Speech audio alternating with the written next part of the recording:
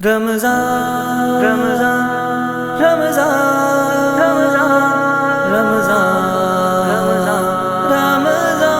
رمضان الحمد لله نحمده ونستعينه ونستغفره ونؤمن به ونتوكل عليه ونعوذ بالله من شرور أنفسنا ومن سيئات أعمالنا من يهده الله فلا مضل له ومن يضلله فلا هادي له ونشهد أن لا إله إلا الله وحده لا شريك له ونشهد أن سيدنا ومولانا محمدا عبده ورسوله أما بعد فأعوذ بالله من الشيطان الرجيم بسم الله الرحمن الرحيم اهدنا الصراط المستقيم صراط الذين أنعمت عليهم غير المغضوب عليهم ولا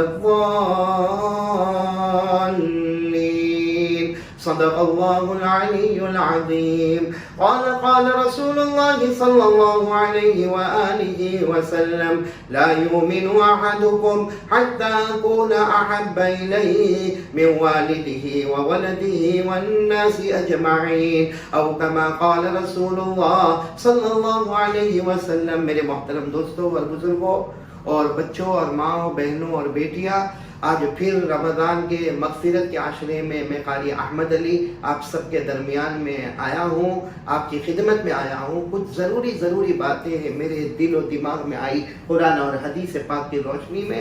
اللہ تعالیٰ مجھے اور پوری امت کو اور ہم سب کو عمل کی توفیق عطا فرمائے. سب سے پہلے مجھے لاک ڈاؤن کے بارے میں باتیں کرنا ہے کہ ہم لوگ اس وقت لاک ڈاؤن میں کورونا وائرس کی وجہ سے گورنمنٹ کے رول اور ریگولیشن اور ہماری حفاظت کے لیے ہمیں گھر میں بٹھایا گیا ہے. آج ہماری دکانیں بند ہیں، ہمارے کاروبار بند ہیں، ہماری مسجدیں بند ہیں، ہمارا جمعہ بند ہے، ہماری تراویح مسجدوں میں نہیں ہو رہی. ہم لاک ڈاؤن میں ہیں اور الحمدللہ اللہ کا بہت بڑا کرم، اللہ کا بہت بڑا احسان ہے کہ اللہ تبارک و تعالیٰ نے ہمیں بہت اچھا رکھا ہے، کھانے کے اعتبار سے، پینے کے اعتبار سے، مکان کے اعتبار سے. تو میری ماں اور بہنوں اور بیٹیوں، میں اس لاک ڈاؤن کے بارے میں سوچ رہا تھا کہ ہمیں کچھ قرآن اور حدیث میں لاک ڈاؤن کے بارے میں ملتا یا نہیں ملتا.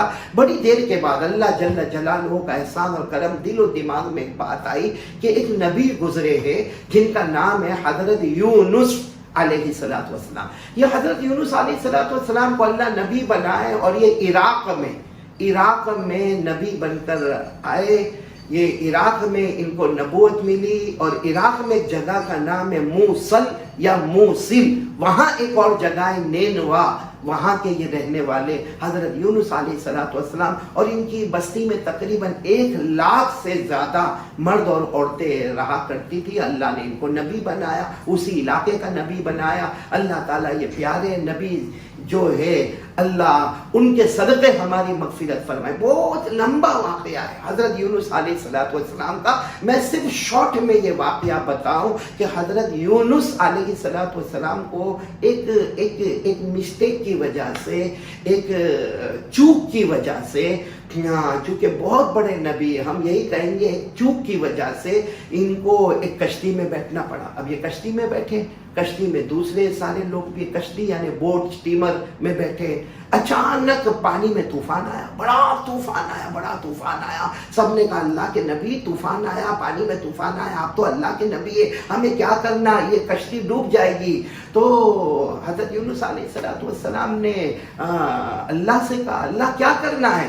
اللہ کی طرف سے جواب آیا کہ ایک آدمی کو کشتی سے باہر جانا ہوگا، یعنی اسے دریا میں چھلانگ لگانی ہوگی. اب سارے لوگ مشورہ کرنے لگے کہ کون، کیونکہ کوئی بھی تیار نہیں ہوگا، اتنی بڑی کشتی میں کون تیار ہوگا کہ وہ اپنی جان کو ہلاکت میں ڈالے، وہ کیوں دریا میں جا کے ڈوبے.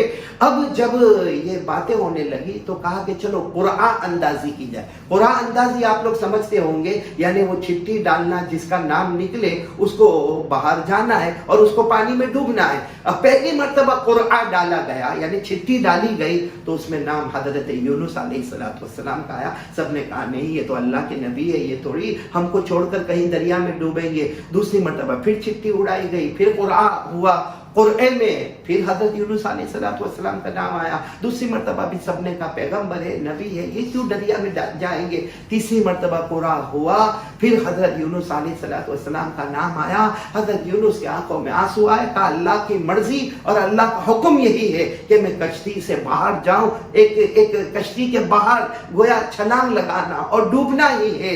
اسی کو اللہ نے فرمایا اذ ابق الى الفلك المشحون فساهم فكان من المدحضين فالتقمه الحوت وهو مليم فلولا انه كان من المسبحين. پوری بات کا خلاصہ یہ, حضرت یونس علیہ السلام کشتی میں بیٹھے, 3 مرتبہ ان کا نام نکلا. اب مشورے میں طے ہو گیا, اللہ کا حکم آ گیا, میرے یونس میرے نبی تمہیں ہی پانی میں جانا ہے. حضرت یونس علیہ السلام جیسے پانی میں گئے, پانی میں جیسے چھلانگ لگائی اور پہنچے پانی میں, پہلے سے جیسے مچھلی تیار اپنا منہ کھولے تیار ہے, سیدھے حضرت یونس علیہ السلام مچھلی کے پیٹ میں چلے گئے. اب مچھلی کے پیٹ میں جو گئے, اس کو میں کہتا ہوں لاک ڈاؤن. اور کیسا لاک ڈاؤن, کیسا اللہ کا امتحان. ہمارا تو کوئی امتحان نہیں ہے, کیسا لاک ڈاؤن. حضرت عبداللہ ابن مسعود رضی اللہ تعالیٰ عنہ فرماتے کہ میرے آقا محمد الرسول اللہ صلی اللہ علیہ وسلم نے فرمایا حضرت یونس مچھلی کے پیٹ میں 40 دن اور 40 رات رہے. ہمارے لاک ڈاؤن کا آج شاید 46 یا 45 نمبر کا دن ہے, لیکن ہم کھا رہے پی رہے اور گھر میں ہیں, مگر کھا رہے پی رہے, روٹی کپڑا مکان, اللہ کا کرم احسان, بہت ساری نعمتیں ہیں. تو حضرت یونس علیہ السلام تو مچھلی کے پیٹ میں 40 دن اور 40 رات, اور نہ کوئی کھانا نہ کوئی پینا. وہ 40 دن اور 40 رات مچھلی کے پیٹ میں کیسے نکالے ہوں گے حضرت یونس علیہ السلام نے. وہ تو اللہ کا کرم اور اللہ کا احسان ہوا کہ 40ویں رات میں جب 3 اندھیرے جمع ہو گئے, ایک تو اندھیرا رات کا وقت تھا تو رات کا اندھیرا, دوسرا مچھلی کے پیٹ کا اندھیرا, اور نمبر 3 سمندر کی گہرائی کا اندھیرا. 3 اندھیروں میں, رات کے سناٹے میں اور سمندر کے اندھیرے میں اور مچھلی کے پیٹ کے اندھیرے میں اللہ کے پیارے نبی حضرت یونس علیہ السلام نے جو دعا مانگی, بس وہ دعا مانگنا تھا کہ اللہ نے فرمایا میرے یونس یہ دعا بہت پیاری ہے. مچھلی کو حکم ہوا, مچھلی کنارے پر آ گئی, اور حضرت یونس علیہ السلام اپنے مچھلی کے پیٹ کے لاک ڈاؤن سے اللہ کے حکم سے باہر آ گئے. وہ کون سی دعا تھی؟ وہ یہی دعا جو ہم بھی پڑھے, کیونکہ یہ دعا میں آپ کو پہلے قرآن پاک کے حوالے سے بتاتا ہوں, پھر اس کی ایک فضیلت بھی بتاتا ہوں. اللہ نے 17ویں پارے میں فرمایا وَذَنُّونِ إِذْ ذَهَبَ مُغَاضِبًا فظن أن لن نقدر عليه فنادى في الظلمات أن لا إله إلا أنت سبحانك إني كنت من الظالمين فاستجبنا له ونجيناه من الغم وَكَذَلِكَ نُنْجِي الْمُؤْمِنِينَ. اللہ تبارک و تعالیٰ فرماتے میرے پیغمبر حضرت یونس پر نظر تو رکھے. وہ سمندر میں چلے گئے اور سمندر کے اندھیرے میں, رات کے اندھیرے میں اور دریا کے اندھیرے میں اور مچھلی کے پیٹ کے اندھیرے میں انہوں نے دعا مانگی جس کو ہم آیت کریمہ کہتے ہیں لا الہ الا انت سبحانک انی کنت من الظالمین. 40ویں رات کے لاک ڈاؤن میں حضرت یونس نے یہ دعا مانگی. اللہ تبارک و تعالیٰ نے مچھلی کو حکم دیا, آپ مچھلی کے پیٹ سے باہر آ گئے. ہمارے آقا محمد الرسول اللہ صلی اللہ علیہ وسلم فرماتے حضرت یونس نے جو دعا مانگی, میرے امتی بھی جب بھی یہ دعا مانگیں گے اللہ مصیبتوں کو دور کریں گے. تو میری ماں بہنوں بیٹیوں, ہم بھی لاک ڈاؤن میں اور اب ہم چاہتے ہیں کہ باہر آئے, ہماری دکانیں کھلے, ہمیں عید کا دن اچھا دیکھنا نصیب ہوئے, ہم واپس اپنے اسکول مدرسوں میں جائیں, ہم واپس اپنے کالج اور یونیورسٹیوں میں جائیں, ہم واپس اپنی مسجدوں میں جائیں اور ہم حرم شریف काबा और मदीना मुनव्वरा जाए तो हमें सबसे ज़्यादा ला इलाहा इल्ला अंत सुब्हानक इन्नी कुन्तु मिनज़ ज़ालिमीन, जिसको आयत करीमा कहते हैं, इसका बहुत बहुत वजीफा हमको पढ़ना चाहिए। एक बात तो मुझे ये कहनी, दूसरी बात ये कहनी है कि रमज़ान के ये महीने में हम लोग नाशुक्री बहुत कर रहे हैं। अब लॉकडाउन हुआ है, जाहिर बात है हमारे दस्तरखान पर वो चीज नहीं आती है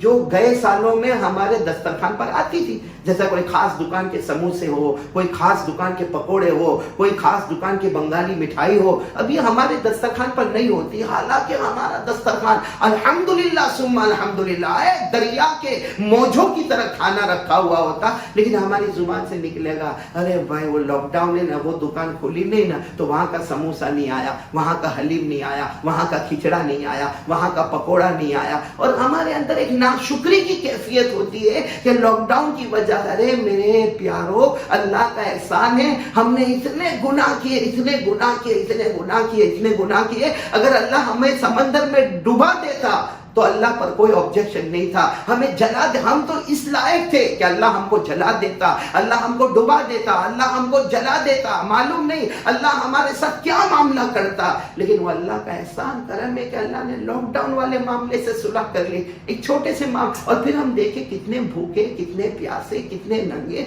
कितने लोग हाईवे पर चल रहे, सर पर मैंने देखा एक तस्वीर में सर पर बेचारे सामान उठाए और चप्पल नहीं है तो रस्सी के जरिए से पानी की बोतल को चप्पल बनाकर चले जा रहे हैं। अल्लाह ने हमको तो उनसे बहुत अच्छा रखा है। और एक बात याद रखो, जो भी हालात आए, बहुत इस वक्त हम अल्लाह के फैसले पर राजी हो और हम शुक्र करें कि अल्लाह तेरा एहसान है, हमको तो इससे भी खराब हाल में होना चाहिए था गुनाहों की वजह से, लेकिन अल्लाह तूने सत्तारी का मामला फरमाया। और याद रखो अल्लाह फरमाता है शुक्र करोगे मैं बहुत दूंगा, बहुत दूंगा, बहुत दूंगा, और नाशुक्री करोगे तो तुम्हारी पकड़ कर लूंगा। अल्लाह ने फरमाया लइन शकरतुम लअज़ीदन्नकुम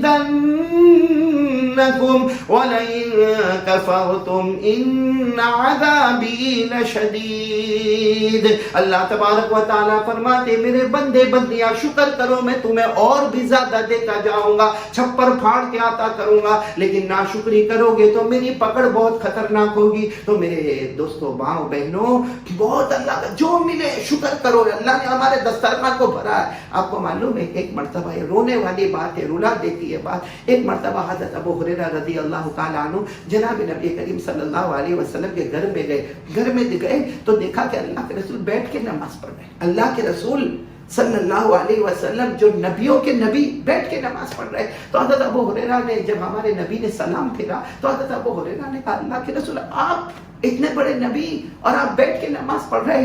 अल्लाह के रसूल की आंखों में आंसू आ गए।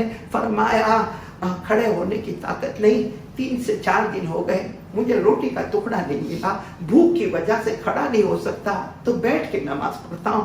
बस अबू हुरैरा थे, ऐसा ज़ारो कतार रोने लगे। अल्लाह के रसूल 3 दिन हो गए, 4 दिन हो गए, आपको खाना नहीं मिला, आप खड़े होकर नमाज नहीं पढ़ सकते, आप बैठ के नमाज पढ़ते हैं। तो हमारे नबी ने फरमाया अबू हुरैरा रो मत, जो अल्लाह के रास्ते में भूखा रहता है वो कयामत की सख्तियों से अल्लाह उसे बचा लेता है। जो अल्लाह के रास्ते में भूखा रहता है और भूखा रहकर सब्र करता है, कयामत के दिन उसका कोई हिसाब व किताब नहीं होगा, बगैर हिसाब किताब के जन्नत में चला जाएगा। तो मेरी माँ और बहनों, अल्लाह के रसूल जिनके उंगली के इशारे पे चांद के टुकड़े होते थे, वो बैठ के नमाज पढ़ रहे हैं भूख की वजह से। और अबू हुरैरा रोते हैं तो कहते हैं रो मत, हम भूख को बर्दाश्त करेंगे, उसके बदले अल्लाह कयामत में आसानी करेगा। अल्लाह ने हमको भूखा तो नहीं रखा, अल्लाह ने हमको प्यासा नहीं रखा, अल्लाह ने हमको नंगा नहीं रखा, अल्लाह ने हर चीज का हमारे पास इंतजाम किया है, फिर भी हम अल्लाह को नाराज करें, नाशुक्री करें, बहुत गलत है। तो 2 काम है, एक तो आयत करीमा ला इलाहा इल्ला अंत सुब्हानका इन्नी कुन्तु मिनज़ ज़ालिमीन, ये वजीफा बार बार पढ़े, कितनी मर्तबा पढ़े ये मत पूछना, पढ़ते जाए। अल्लाह लॉकडाउन की ये मुसीबत से और इसी तरीके से ये जो कोरोना वायरस, अल्लाह का कहर, अल्लाह का गजब, अल्लाह का गैज, अल्लाह का गुस्सा, अल्लाह का अजाब बनकर जो आया है, उससे अल्लाह हमारी हिफाजत फरमाए। और बात खत्म करने से पहले फिर कहूँगा कि और 3 सुन्नतें मैं बता रहा हूँ जो बहुत ज़्यादा ज़रूरी है, वो 3 सुन्नतें बहुत ज़्यादा ज़रूरी है। मैं पहले भी बता चुका हूँ, मैं वो सुन्नतें नहीं बताऊँगा जो हमारे आदत में और हमारी तबीयत में है, वो नहीं, मैं ऐसी सुन्नतें बताऊँगा जिसकी तरफ हमारा ध्यान नहीं जाता। आज मैं میں اس بات کی طرف لے جاؤں گا کہ ہم جب استنجا کرنے جاتے ہیں، بیت الخلا جاتے ہیں، بول و براز سے فارغ ہونے کے لیے جاتے، پیشاب سے فارغ ہونے کے لیے جاتے، تو سب سے پہلا کام یہ ہم بھی کریں، ہمارے بچوں کو ابھی سے عادت ڈالے کہ جب بیت الخلا میں جائے تو الٹے پاؤں جائے، بائیں پاؤں جائے، اندر داخل ہوگا تو اپنا لیفٹ پاؤں پہلے جائے گا، اور جب نکلے گا تو رائٹ پاؤں سے نکلے گا۔ ہماری ماں اپنے بچوں کو دیکھتی رہے، بچیوں کو جو 8-10 سال کے، ان کے اوپر برابر نظر رکھے اور کہتے رہے دیکھ بیٹا استنجا کرنے جانا، لیفٹ پاؤں اندر جائے گا، اور جب نکلے گا تو رائٹ پاؤں آئے گا، تو لیفٹ پاؤں جائے گا تو 100 شہیدوں کا ثواب، نکلے گا رائٹ پاؤں سے تو 100 شہیدوں کا ثواب۔ یہ تو اپنی طبعی ضرورت کو پورا کرنا اور 200 شہیدوں کا ثواب لے لینا، الحمدللہ۔ یہ پہلی سنت ہو گئی۔ اور دوسری سنت، ہم جب بھی استنجا خانے میں جائیں تو اکثر مردوں کو تو دیکھا جاتا ہے اہتمام کرتے، عورتیں اس کا اہتمام نہیں کرتی، سر ڈھانک کر جانا۔ ہمارا سر جو ہے اس پر ٹوپی ہونا چاہیے، یا عورتیں ہیں تو دوپٹہ ہونا چاہیے، یا کوئی اسکارف ہونا چاہیے، سر ڈھانک کر جانا چاہیے۔ یہ ہمارے آقا محمد الرسول اللہ صلی اللہ علیہ وسلم کی سنت ہے اور ان کی کہی ہوئی بات ہے۔ اور نمبر 3، جب استنجا خانے میں جائے تو اندر کوئی سلیپر یا کوئی چپل یا جوتا ہونا چاہیے، کیونکہ حدیث پاک میں جناب نبی کریم صلی اللہ علیہ وسلم جب بھی استنجا کے لیے جاتے تو آپ کے پاؤں میں جوتے ہوتے، آپ کے پاؤں میں چپل ہوتی، تو ایک الگ سے سلیپر اندر ہونا چاہیے تاکہ وہاں وہ پہن کر جائے۔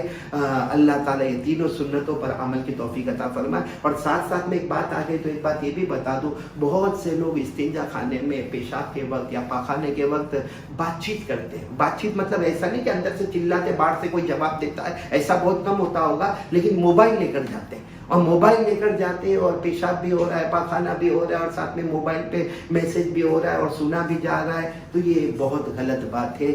غسل کے وقت بھی اور استنجے کے وقت بھی بات نہیں کرنا چاہیے، شریعت میں اس کی پرمیشن نہیں ہے۔ اللہ تعالیٰ یہ تمام سنتوں پر ہم سب کو عمل کرنے کی توفیق عطا فرمائے، آمین یا رب العالمین۔ وآخر دعوانا ان الحمد للہ رب العالمین۔